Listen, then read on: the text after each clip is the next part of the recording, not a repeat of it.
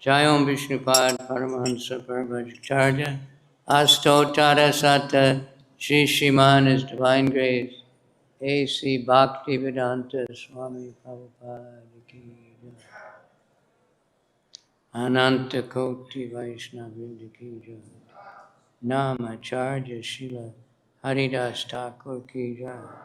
Premsi Kaho Krishna Chaitanya Prabhu Nityananda Shri Advaita Gadada Shivasadi Gaur Bhakta Vrindaki Shri Shri Radha Krishna Gopinath Shama Kunda Radha Kunda Giri Govardhan Ki Shri Vrindavan Dham Ki Shri Mathura Dham Ki Shri Navadvip Dham Ki Ganga Mai Ki Yamuna Mai Ki Tulsi Devi Ki Bhakti Devi Ki Samaveda Bhakta Vrindaki. All glories to the assembled Lord. All glories to the assembled Lord. All glories to Shri Shri Guru and Shri Gauranga. Gaur Premanandi Hari Hari. Om Namo Bhagavate Vasudevaya.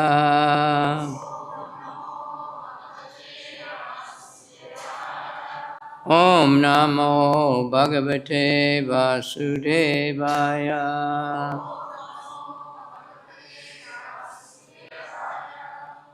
Om Namo Bhagavate Vasudevaya.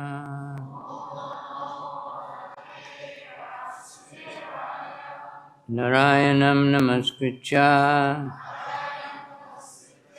Naram Chaiva Narottamam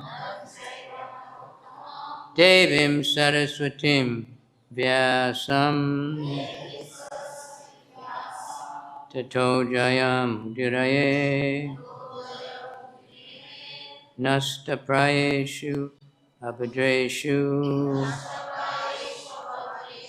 Nityam Bhagavata Sevaya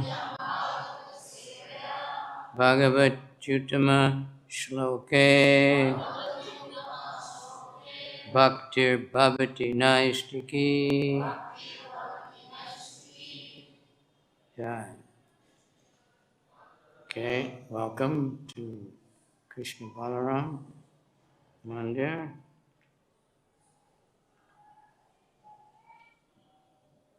What's the verse on the board?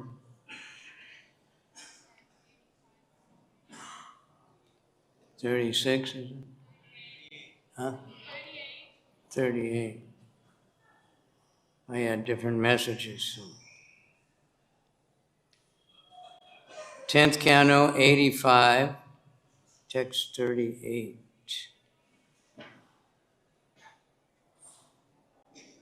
And let me check.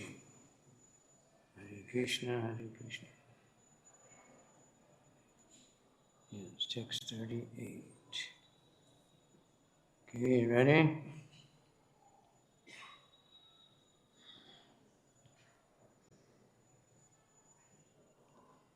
Sa indra-seno bhagavat-padāmbujaṁ bibhran muhuḥ prema-vibhinnayā dhiyā uvāca ānanda-jalākulekṣaṇaḥ prahṛṣṭa-romā nṛpa gadgadākṣaram sa indra-seno bhagavat-padāmbujaṁ bibhran muhuḥ prema-vibhinnayā dhiyā uvāca hānanda-jalākulekṣaṇaḥ prahṛṣṭa-romā nṛpa gadgadākṣaram. Okay, everybody's got it. Others? indraseno bhagavat-padāmbujaṁ muhuḥ prema-vibhinnayā dhiyā uvāca hānanda-jalākulekṣaṇaḥ prahṛṣṭa-romā nṛpa gadgadākṣaram indra-seno bhagavat-padāmbujaṁ bibhran muhuḥ prema-vibhinnayā dhiyā uvāca hānanda-jalākulekṣaṇaḥ prahṛṣṭa-romā nṛpa gadgadākṣaram indra-seno bhagavat-padāmbujaṁ bibhran muhuḥ prema-vibhinnayā dhiyā uvāca hānanda-jalākulekṣaṇaḥ prahṛṣṭa-romā nṛpa gadgadākṣaram. Ladies, indra-seno bhagavat-padāmbujaṁ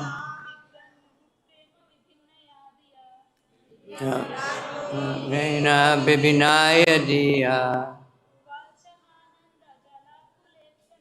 uvāca hānanda-jalākulekṣaṇaḥ prahṛṣṭa-romā nṛpa gadgadākṣaram indra-seno bhagavat-padāmbujaṁ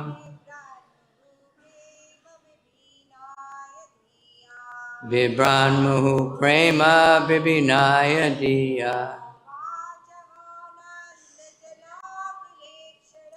uvāca hānanda-jalākulekṣaṇaḥ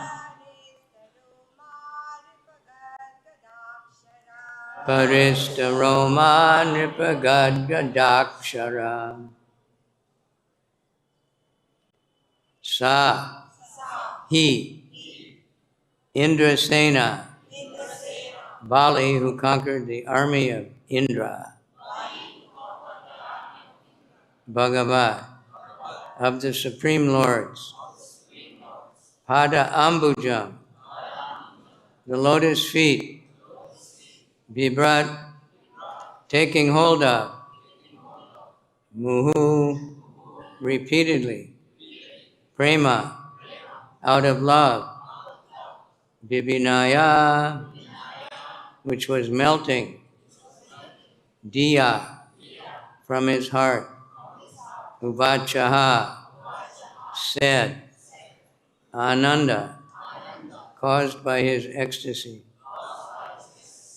jala, with water, tears, ākula, filled, īkṣaṇaḥ, Roma, īkṣaṇaḥ, his eyes, prahṛṣṭa, standing erect, Romā, the hair on whose head, limbs, hair on whose limbs, nṛpa, O King Parīkṣit, gadgada, choking, akṣaram, whose syllables, taking hold of the Lord's lotus feet again and again, Bali, the conqueror of Indra's inner army, spoke from his heart, which was melting out of intense love. O King, as tears of ecstasy filled his eyes and the hair on his limbs stood on end, he began to speak with faltering words. Purport. Srila Prabhupada describes this scene as follows in Krishna book. King Bali was feeling such transcendental pleasure that he repeatedly grasped the lotus feet of the Lord and kept them on his chest, and sometimes he put them on the lap of his head, top of his head. And in this way he was feeling transcendental bliss. Tears of love and affection began to flow down from his eyes, and all his hair stood on end.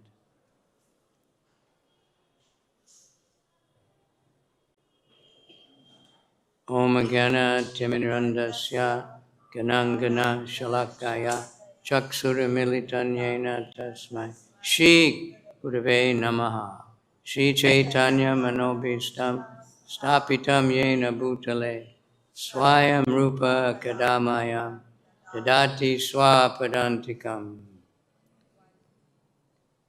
Nama Om Vishnu Padaya Krishna Pristaya Bhutale Shrimate Bhakti Vedanta Swaminiti Namaste Saraswati Devi Gauravani Pracharane Nirvisesha Sunyavadi Paschacha Desa Tarane Vancha Kalpa Tarubhyascha Kripa Sindhu Bhyevacha Patitanam Pavanebhyo Vaishnavebhyo Namaha.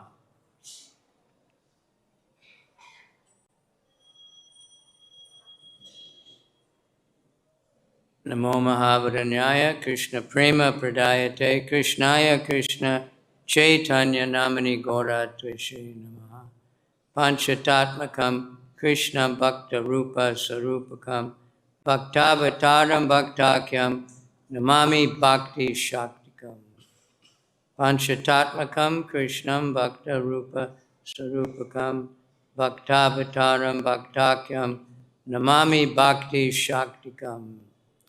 Hey Krishna, Karuna Sindhu, Dina Bandhu, Jagatpate, Gopesha, Gopika, Kanta, Radha, Kanta, Namostate, Tapta, Kanchana, Gaurange, Radhe, Vrindavaneshwari, Vishabhanu, Sute Devi, Pranamami, Hari Priya. Mukam Karoti Vachalam, Pangam Lam Gayate Garim, Tat Kripa, Tamaham Bande, Shri Gurun Dina Tarani. Krishna Tvadiya Pada Pankaja Panjarantam Ajaiva Me Visatu Manasaraja Hansan Prana Pranama Samaye Kapavatta Pitaya Kantavaro Danavido Smaranam Kutaste. So, we're very fortunate. So many devotees here. I hope you're all praying that Krishna will speak through me. We see on social media what's on your mind. I don't want to mention that most of the time. I heard Satchidananda and Swami once say, not suitable for publication. We want to know what's on Krishna's mind, what's in the mind of the Shastras, the mind of our acharyas. So please pray. There's one very popular Christian preacher in America. He has a prayer team that prays while he's preaching. There's a group of people that just pray that he will speak nicely. Humble. So we always need help. Everybody needs help. It's interesting that it's about Bali in another class in the last quite some time. Been reading the Brahman Leela with Bali. A very interesting character is Siaman, I don't know if it's the last chapter, but where Bali surrenders the universe. So, from the start, even though he's king of the demons, he's the grandson of Prahlad. And he's actually a great devotee, but he's acting as the king of the demons. Just like sometimes demons act as leaders of devotees also. Everybody thinks they're devotees. So everybody's thinking Bali's a demon, but he's actually a great devotee. So when he saw this beautiful Brahmin boy, he wanted to give him everything. right away he offered everything. And his guru, not really, it says in the book spiritual master, but he's not exactly a spiritual master. He's a Shukracharya. He's a family guru in line seminal succession. He's not spiritual, although he knows, Shukracharya knows Vishnu's all-powerful Supreme Lord. So he's been advising Bali to worship Vishnu and do yajna for Vishnu to get power to conquer the demigods and take over the universe.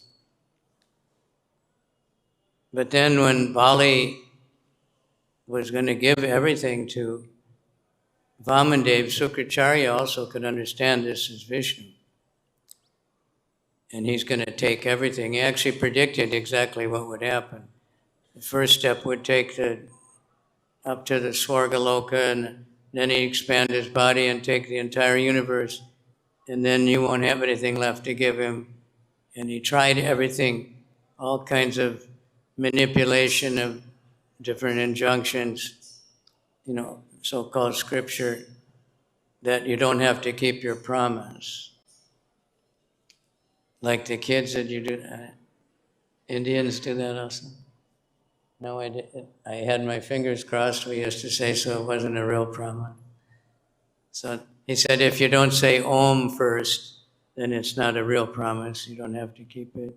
And you shouldn't keep it anyway, because he's going to take everything, and then it's no good. Who's going to maintain your body? But Shukracharya was not concerned about Bali. He was concerned about himself, because he was living off the charity of the king. So he wanted the king to be very rich. But Bali and Vamandev had set him up that the first thing Vamandev said to Bali was, your family is so great, and no one in your family has ever told a lie, and no one in your family has ever not kept a promise. Even glorified Hiranyakasipu and Hiranyaksha being so great. So Bali was, he couldn't possibly change his mind, because he would be disgracing his whole family, not just himself. Besides that, he was a real devotee. So he rejected Shukracharya, who was cursing him, and you're going to suffer for this, and all the brahmanas also. So Vamandev did exactly what Shukracharya predicted. He took the whole universe in 2 steps and brought the Ganga into this universe, piercing the covering of the universe, which is unlimitedly big. And so water from the celestial ocean is coming in. Brahma caught it in his pot, and it's coming down to earth. Sometimes we said that's the Milky Way. So then Garuda came, and he tied up Bali in the ropes of Varuna, one of the celestial weapons. Everybody has a different weapon. Indra has a thunderbolt, and Varuna has ropes. So he's tied up, like in the picture, his whole body's wrapped. He couldn't bow down, he could only. And Lord Brahma came, he could only bow his head. So Vamandev was saying, well, you promised 3 steps. And of course, we go back, it's very worthwhile, Leela, to study the philosophy of Vamandev's preaching. Because Bali says, you're just a little boy. Actually, I think he was a small adult, but 3 steps is nothing, a few meters at the most.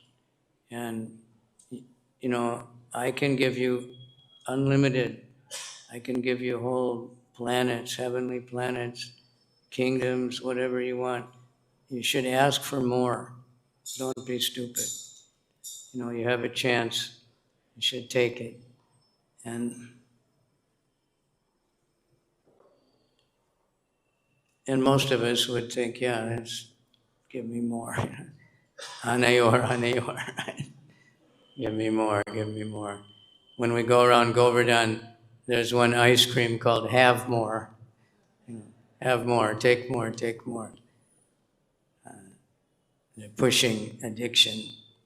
So Bali preached, or Vamandev preached, and he said, if a Brahmin is not satisfied with a little bit, he'll never be satisfied no matter how much he gets. We get that word, comes up many times there, labda, santosh, satisfied with what comes automatically, satisfied with what comes by the will of the Lord, satisfied, by what your karma is giving us. But never satisfied, that's the thing. We might think, I'm satisfied, I chant, I go to the temple on Sunday, I observe festivals, I don't need any more, right? I got enough. I got initiated, I got my name, That we should never be satisfied spiritually, that we've done enough. A devotee thinks I've never done anything. I'm just praying that somehow Krishna will let me do some service. This is our prayer, Hare Krishna, Krishna Krishna, Hare Hare, Hare Rama, Rama Rama, Hare Hare. Prabhupada made it very simple. Please, my dear Lord, my dear energy of the Lord, please engage me in your service. So I looked it up. I never used ChatGTP or whatever it is until a few days ago. And all our acharyas, they give very similar, a little more technical or a little more academic, but the same idea that, like all the syllables are vocative. You're calling out, Radhe, Hare Krishna, Hare, we're calling for Radha, we're calling for Krishna, calling for Rama. Please, please engage me in your service. That's the whole idea. Not asking for anything else. So Bali finally, he was being harassed by Vamandev and cursed by Sukracharya and all the brahmanas who had been giving him so many blessings. You fool. So he said, what are you going to give me now? And I just read this yesterday, so it's good to repeat what you read, right? That's why I'm doing it. Then I'll never forget. So he was bowing his head, because he couldn't bend, he couldn't bow, he was tied up. Even Lord Brahma came. Then his wife came. And it says his wife was also a devotee, very, very intelligent. And Bali had offered, take my body, that's all I have left. And she came and said, my husband's really stupid. How he thinks he can give his body. He already lost everything. He doesn't have it anymore. He's a fool. And she preached like that. And he's crying and helpless, But then Vishnu accepts that, put his feet on his head. It's not, we don't see so many cases of Krishna putting his feet on someone's head. Of course, Nityananda put his both feet on Raghunath Das Goswami. Krishna sometimes, and Krishna put his feet on Kaliya's head many times. Very interesting. Because normally, anybody is begging to get the feet, even to see the lotus feet of the Lord, and touch them in any way, and get the flower from the feet or something. But Kaliya's 100 heads were getting kicked over and over and over again. So he actually had Krishna's footprint on his head. It's difficult to understand also. Kaliya wasn't a demon. He just by nature was toxic and poisonous. So by living in that lake, he was polluting like a huge part of Vrindavan. So Krishna sent him away. But he went away as a great devotee. So Krishna, then Vamandev, he was very pleased with Bali. Not because Bali gave him such a big donation. It's a pretty big donation, right? The whole universe. But for Krishna, a one universe, this is a small universe. There's millions, billions of universes, much bigger. So it's insignificant donation for him. But it seems like a big donation. Nobody else gave that big donation. But because he kept his promise, because he was honest all the way through, he never deviated. Even when threatened by his guru that he would be cursed and he would suffer.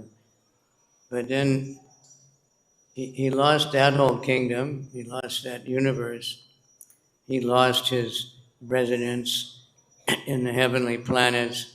He was using the throne of Indra, and he gave him his own planet in the lower planetary system, Sutalaloka. But it's actually more opulent than the Swargaloka.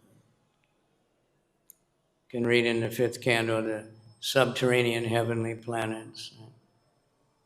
They're more opulent than the heavenly planets.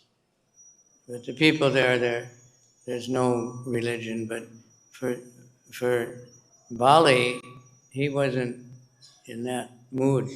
But he gave him this, very luxurious for his whole family, which is a lot of people. When you expanded family of people like that. So he gave him this very luxurious, and then he became the doorkeeper. Vamandev was the doorkeeper. And there's many stories. It's like, I think Narada Muni came, trying to find who got the most mercy of the Lord. So he'd been going, I think everybody knows, through the Brahman and the king and Indra and Brahma and Shiva and everybody else. And somebody said, well, Bali, he got so much mercy. Bali said no, because he said, even he's your doorkeeper. He said, yeah, that's so I don't get out, he said. He knows I'm such a bad person, so he's trying to make sure I don't go out. So he was visited by different people. And then here, somehow the Krishna Balaram went to visit him. I haven't read all the previous verses exactly why Krishna Balaram went, but they like to visit devotees. So he became very, very happy that Krishna and Balaram were visiting him.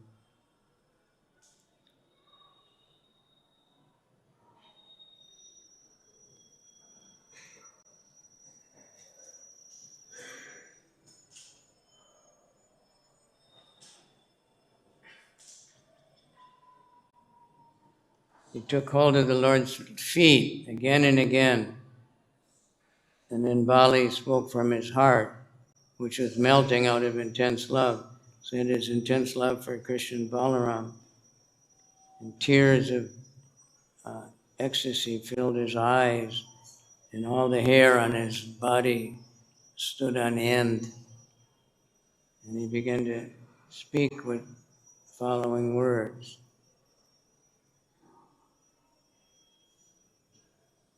Sometimes he put the feet on his head, and this way he was feeling transcendental bliss.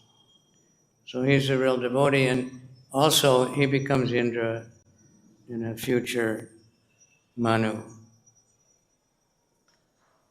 Everything's organized. So in the 8th canto we see, who will be Indra, who will be Manu, who will be all these, very far into the future. It's not by chance. The stupid scientists to try to say everything's by chance.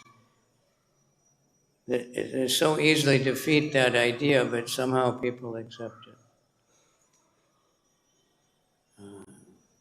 Because if it was all by chance, we couldn't predict anything, right?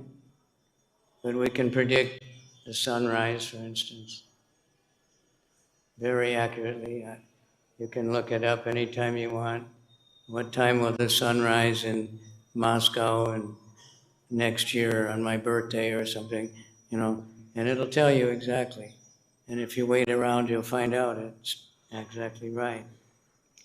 So it can't be by chance. We're not here, you're not here in the Vrindavan, in this temple, by chance.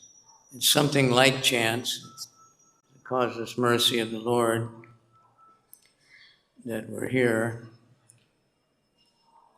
because something like now is Damodar month, so I hope you also study the Nalakaveran Manigriva. It's also part of the Leela, Damodar's Leela. He set it all up, and he broke those trees. Has anybody ever seen an Arjuna tree? Anybody?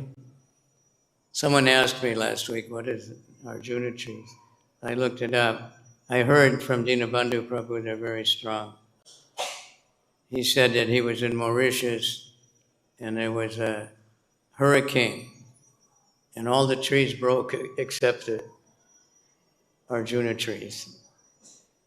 They grow to be like 25 meters big, really big. And they're used for all kinds of medicinal purposes.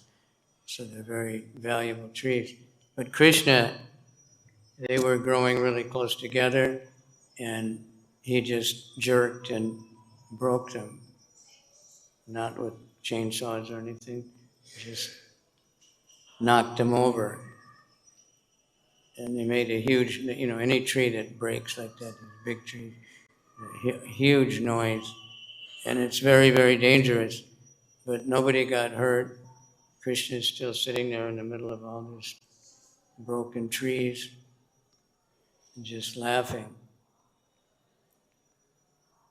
In Nalakaveran Manigriva, we know they were typical rich kids. They just became addicted to wine and women. They were so, they were actually on the Kailash, because Kuvera is a very devotee of Shiva, so they could sport on Kailash, most opulent, more than any heavenly planet or anything. And naked in the river. So that's very, degraded, drunk. So Narada Muni decided to have mercy on them and so-called cursed them. Devotees don't curse. Sometimes we want to, but we have to be careful. Devotees bless. So it would look like a curse, but they would become trees with full consciousness of why they were trees. Because they were naked, so they can't move. But they were in the courtyard of Nanda Maharaj. It says they were trees many hundreds of years. But they were able to witness Krishna's very baby pastimes, practically. All that we read about in the Krishna book, all the playing with all the things that Krishna and Balaram, they were witnessing. So just like if we keep reading these and we keep hearing about Krishna's pastimes, we gradually become devotees. We become attached, hopefully. We want to hear more about Krishna. I'm thinking, I went last week on Sunday, they had this festival, youth festival, called Udgar. I was asking devotees, what is Udgar? And everybody kind of, it means like a outburst of intense, ecstatic, emotional feelings or something like that. So they had about 14,000 students there, all wearing white like this. And incredible entertainment and guests speaking. And one of the main themes was anti-addiction. Seems to be a big issue here in India. I see every temple, they have seminars, addiction seminars every Sunday or something. But addiction is not always bad. It just depends on what you're addicted to. Right? If you know the story, when Prabhupada was first in London, and he was living in the house of that Beatle. The Beatle was John Lennon, very famous. Probably at one time he said, we're more popular than Jesus, which was probably true. You know, millions of people, girls throwing their clothes at him, and you know, people paying a fortune for records and concerts. The whole world, you know, talking about them, either good or bad. You know, some musicians, like my uncle was a musician. They're not musicians. That's not music. You know. But other musicians liked it. Of course, they could cash in on it. But anyway, several things.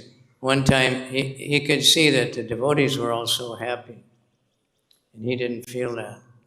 So he said, Prabhupada, what are you giving your disciples you're not giving me? You must have some secret. Prabhupada said, no, it's the same. Hare Krishna, Krishna Krishna, Hare Hare, Hare Ram, Ram Ram, Hare. Of course, regulative principles. So he had his new wife, and he had one song. Anyway, I'll tell that later. So that he asked Prabhupada, how can I know who is the most advanced, real devotee? And Prabhupada said, whoever is the most addicted to Krishna. So Shyamasundar Prabhu, he said, he didn't know why Prabhupada said addicted. But then he started noticing the guests who were coming to the house. So I know all these names, but they were very famous drug addicts. You know, one of them I remember, the whole book, my mother gave me the book, but it was a whole book about the pain of drug addiction, you know. So Prabhupada knew what was going on. The other devotees hadn't caught on. So John Lennon had made a song about the hellish pain of drug addiction. And he said, Prabhupada, I want you to hear my new song. And he took him in his studio with I don't know what it was then, so many tracks, you know, first class, top of the line studio. And he had to play his song, but the machine wouldn't work. Somehow it didn't work. So Prabhupada didn't have to hear that song. And then Prabhupada said, we have a recording also. You can hear this. So Prabhupada, the devotees had a recording of kirtan. Prabhupada played the kirtan for him. But then Prabhupada said, we have to get out of here. We have to move out. We can't stay here anymore. Because that drugging it wasn't in the beginning. It came gradually, the influence of that new wife. So Prabhupada moved. But, you know, he got a lot of agata sukriti because he gave his house, he gave a carte blanche at the vegetable market and a lot of things, you know. So it's very nice for the devotees because otherwise they had no place to live. And Prabhupada could have very nice facilities. And many devotees joined. So. But that addiction, addicted to Krishna, what is an addiction? You can't live without it. Can't think of anything else. Where am I going to get the next one? When can I chant again? So that we see that, well, Haridas Thakur, I guess, is the best example. He's always chanting. Rupa Goswami, but they're thinking, I don't have a taste. Because they're so aware of the distance or something. There's space between, and they want more and more and more, and they can't stop chanting. They can't stop looking for Krishna. Hey Radhe, Vrajadevike, Chalalite, Hey Nanda Sunokata, Shigo Vardhana Kopapada Tatale, Kalindi Vane Kata, Goshanta Viti Sarvato Vrajapore. They're running all over Vrindavan. Where is Krishna? Where is Krishna? Where is Krishna? They're looking for Krishna. Even though they're always chanting. And they're always reciting, if they're not chanting Mahamantra, they're reciting Bhagavatam. Nothing else, ever. No other kind of talk. But they're thinking, I have no taste. But I'm thinking, oh yeah, I have a taste. I'm chanting. I chant 16 rounds every day. That's nothing, It's a minimum. But if we could do it purely,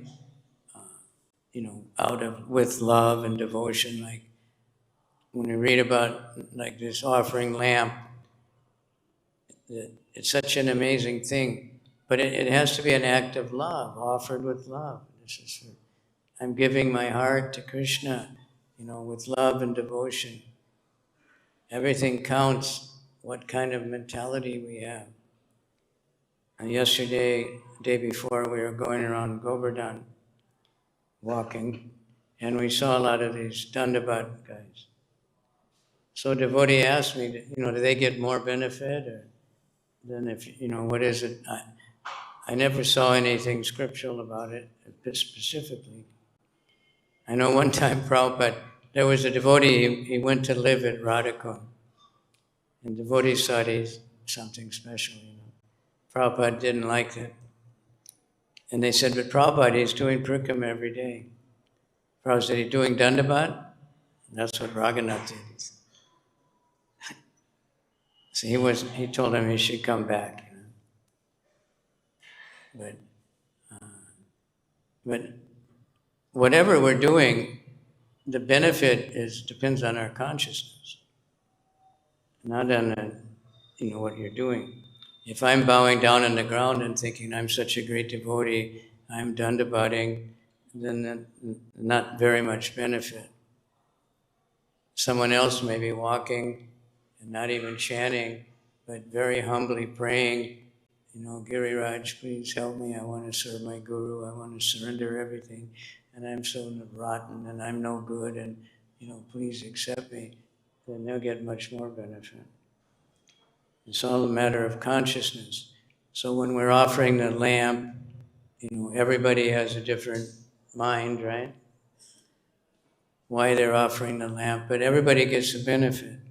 It's something extraordinary. When you read about all the things of Kartik, that's a thing that keeps coming up. I don't know, and it's like Diwali, then there's so many lamps. I don't know if anybody anymore knows, where that came from, that it was welcoming Ram back to Ayodhya, right? And it was at night, he's coming by airplane, so they lit up the whole city, the landing. Like if you come into an airport, they have lights, so the pilot can see where to land. But also, they're offering their love and affection because they hadn't seen Ram for 14 years. Nowadays, it's sweets, right? And even degraded, it becomes more and more degraded. when we come into the airport here, if you're coming from overseas, the first thing you have to do is walk through the liquor shop. Although now they made a shortcut, it's not so bad now. You don't have to walk through the whole place, like most airports. I remember a couple years, for Diwali, give Johnny Walker whiskey. Of course, that's the topmost sweet. That's sweeter than any ladu, You really get zonked, Sugar can get you a little bit, but that's how degraded things are becoming in Kali Yuga. So we have our special mercy to have the right information from Prabhupada and the privilege to distribute it. Lord Chaitanya said, I order every man, woman, and child in the world to help me distribute these fruits of love of Godhead. What are these fruits? Right? And literally, fruit, prasadam, any kind of prasadam, the holy name, these are all fruits of love of Godhead. And we have the privilege to do our best to distribute them, whatever way we can. So everybody please rack your brain, use your American or Russian or Indian, whatever intelligence you have. Everyone has their own genius, and somehow distribute. Don't think, oh, well, I can't distribute big, so I won't distribute anything. Because you never know, the person you distribute to, he may become the world's biggest distributor, or the next acharya or something. We don't know. Like that boy who distributed 5,000 books in one day, muhuḥ. He was a student, he was in a rock band, rich kid from India, and he passed the New York Harinam, and he got that book on chanting Hare Krishna. That was what did it. He joined. He didn't care about his rich family, he didn't care about anything else except reading the books and distributing. Just because he saw the Harinam, and it's sometimes only 5 or 6 devotees sitting in the park. And that little pamphlet only, he just, because he walked by, he didn't stop.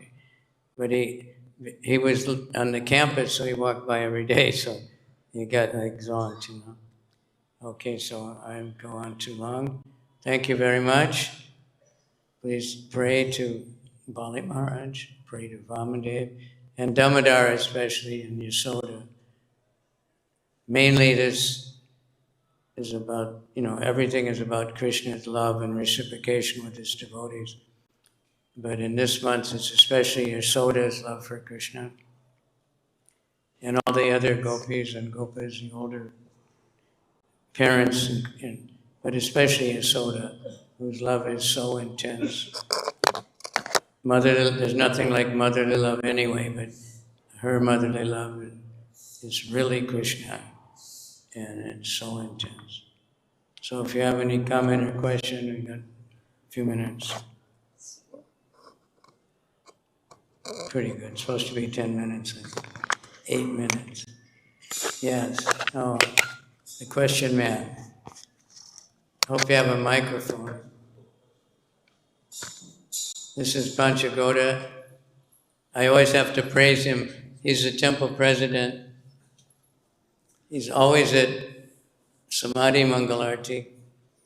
He's always at Disarti. And he's always at class. Maharaj.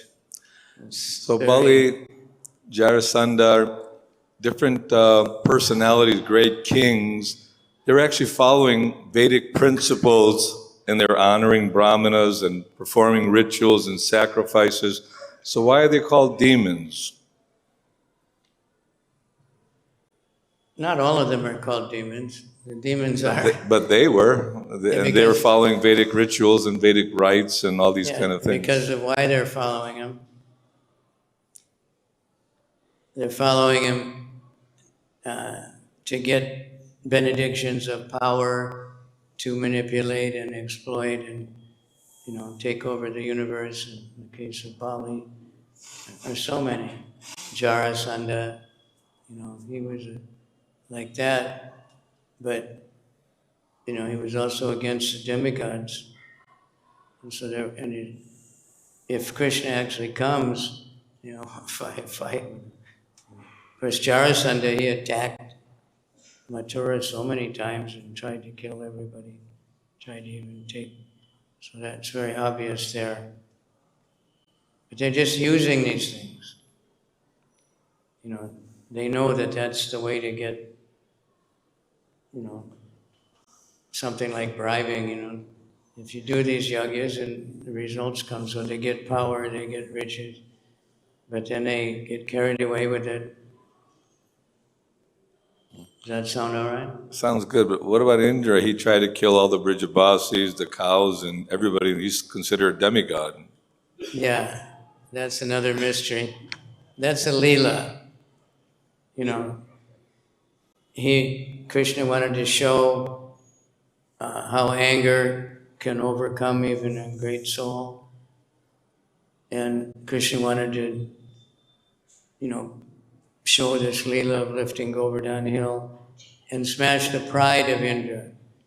Indra became, because of his position and being praised by all the devas, and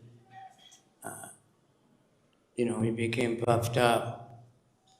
So he's still the demigod, even though he went crazy. And it is weird because, all the demons that came to Vrindavan, most of them were only trying to kill Krishna. I think Aghasura thought he'd kill all the children, then all the parents would die automatically. But Indra was trying to kill even all the cows. He was trying to kill everybody. But he didn't succeed at all. Krishna wouldn't let him. So it's a leela, and the leelas are always, very confusing. When I looked at the verse I was supposed to, it was a different verse, I think it was from last time. And it was about how Krishna is in the human form, he bewilders everybody. So Krishna bewildered Indra like that. So that's all I can say. Some things are, it's Krishna's will. But generally, Indra is acting favorably for everyone in the universe. He's a demigod, but demigods sometimes, especially Indra, get carried away by lust, or carried away by lust and turns into anger, but they're still demigods. And some of the demons, sometimes they do good things.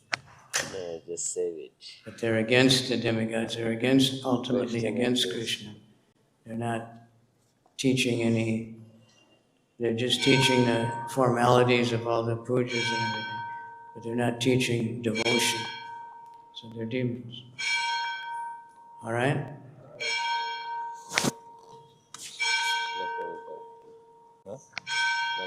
And in Kali Yuga, the demon and the devotee is in the same body. In my body, the demon is usually dominating, so I won't say any more. But thank you for your question. Thank you, everybody, for spending your time in Vrindavan. And please pray for the welfare of the whole planet. It's an insane place being run by big, big demons who simply want who knows what. Many of them, they're the richest. What do you believe in God? Oh, God, who needs God? I've got so much money, I don't need God. Where'd you get the money? Where did you get this intelligence to run all these businesses and cheat so many people? Right? They don't know that. They think it's just by my own homework, But the holy name can clear out everything if we spread it enough. Srimad Bhagavatam ki jai, Shri Krishna Balaram ki jai. Hare Krishna, Krishna Krishna, Hare Hare, Hare Rama, Rama